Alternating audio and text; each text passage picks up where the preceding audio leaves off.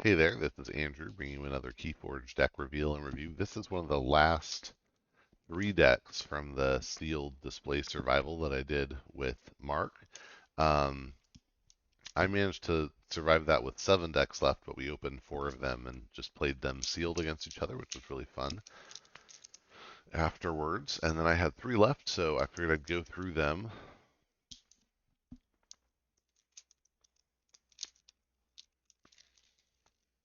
Um, Now, actually, while I'm here, I'll just check something. We found the average SAS for the decks that we did in that were like um, around 63, 64. And where are the stats? There we go.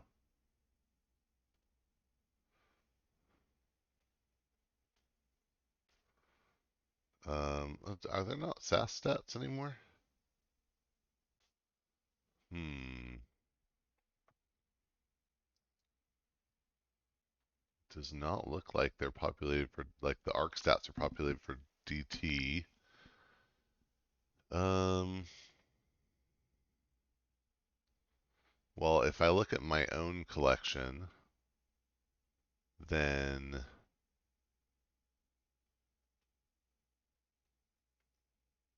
wow. Okay. I'm just not getting a good average. So, oh, there we go. What? Nope, nope, nope. Not getting it. I am not seeing average SAS for my whole collection. So, what are you going to do? But I thought that.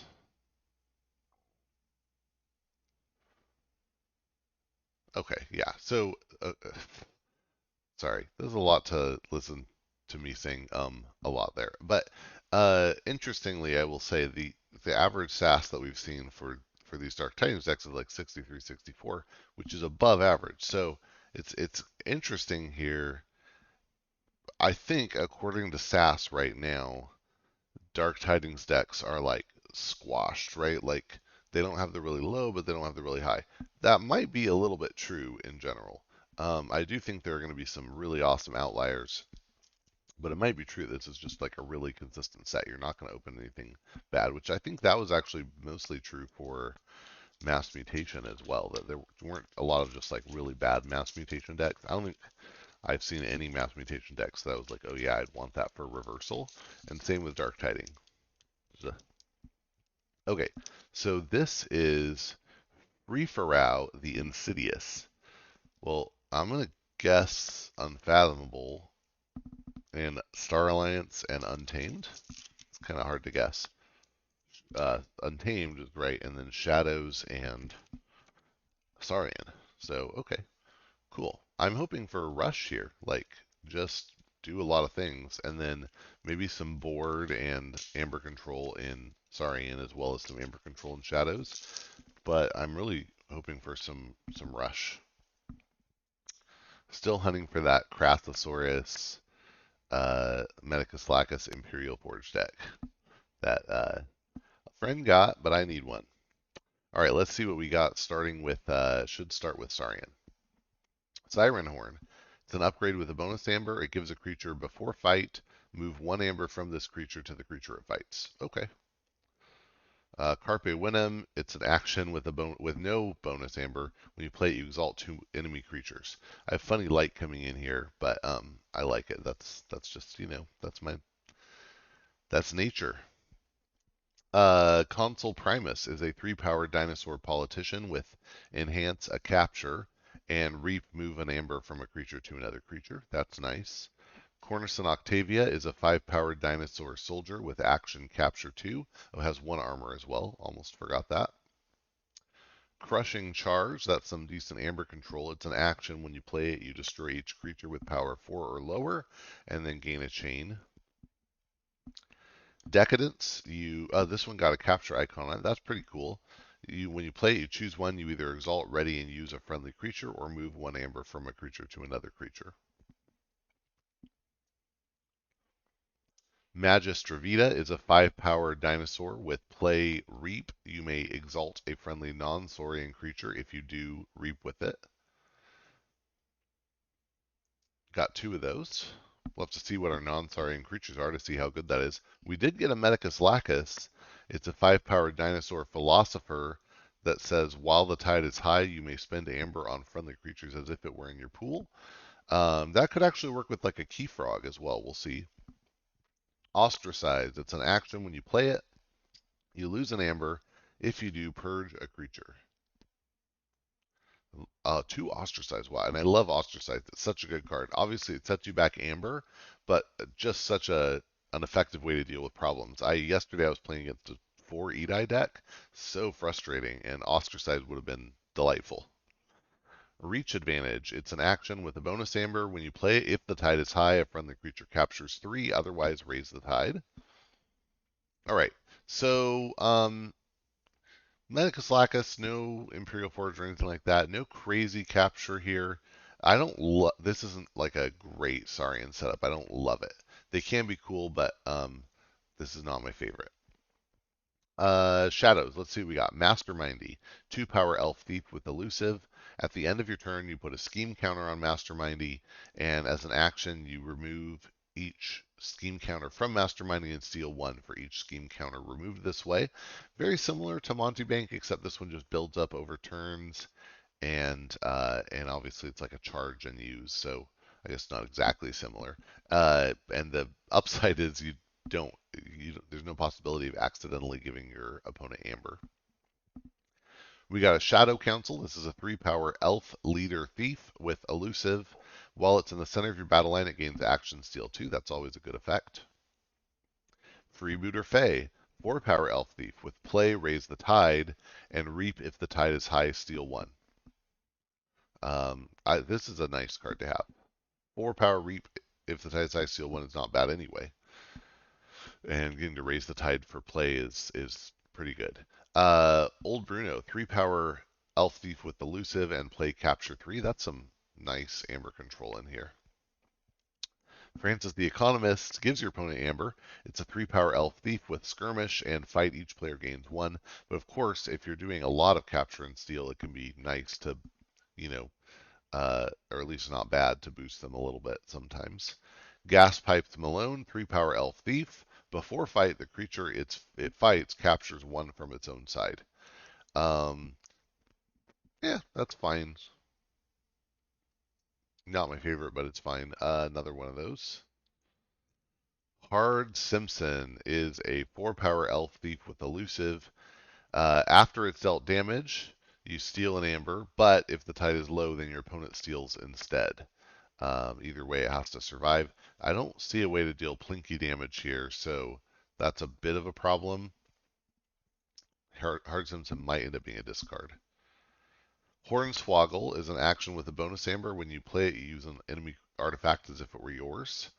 That can be nice. Oh, Kerwallop, that will work okay with the Hard Simpson. It's an action when you play it, you deal 1 damage to each creature and gain an amber for each creature destroyed this way. And then we also have Sea Urchin. It pairs well with Kerwallop.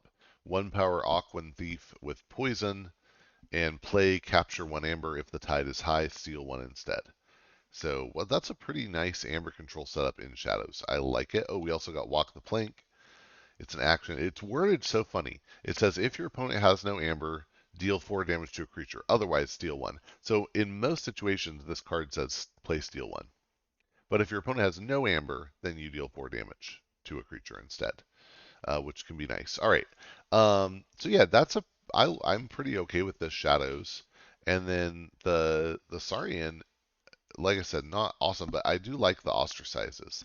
So, yeah, let's see what we get in Untamed. We got Lupo, a 6-power beast with skirmish and play, deal 2 damage to an enemy creature. Always good. All Tied Up is an action with a bonus amber. When you play it, if the tide is high, gain an amber, otherwise raise the tide. So potentially just a 2 amber action unless the tide is low, then you raise it. Infighting is an action. It says each creature deals damage equal to its power to its right neighbor. This is a great card. Um, really, yeah, really useful for wiping big boards. It's not usually a full wipe, but it thins the herd pretty well. Myleobe is a 4-power beast. While the tide is high, Myleobe gains skirmish. And before it fights, you enrage the creature that it fights and each of the creature's neighbors. Persistence hunting is an action with a bonus amber. When you play it, you choose a house and exhaust each enemy creature of the chosen house. 2 of those. Okay, that's good control. 3. Ooh, I like it.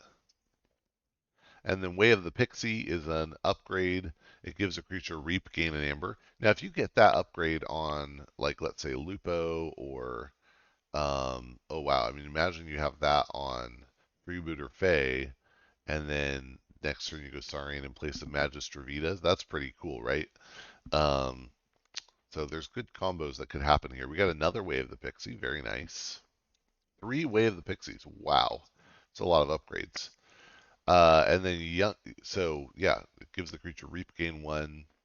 Yeah, just always really nice. And we could even maybe get value out of that with the youngest bear. If we have a youngest bear out and ready, put Wave the Bear on both its neighbors and then Reap. It could be okay.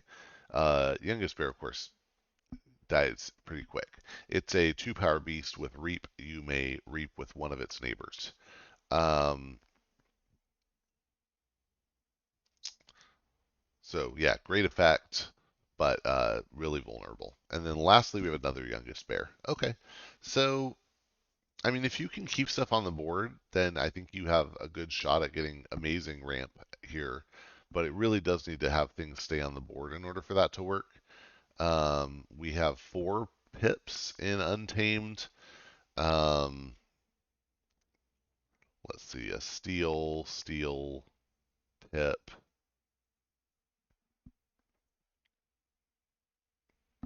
3 in Shadows, 1, 2 in Saurian. So definitely not a rush deck.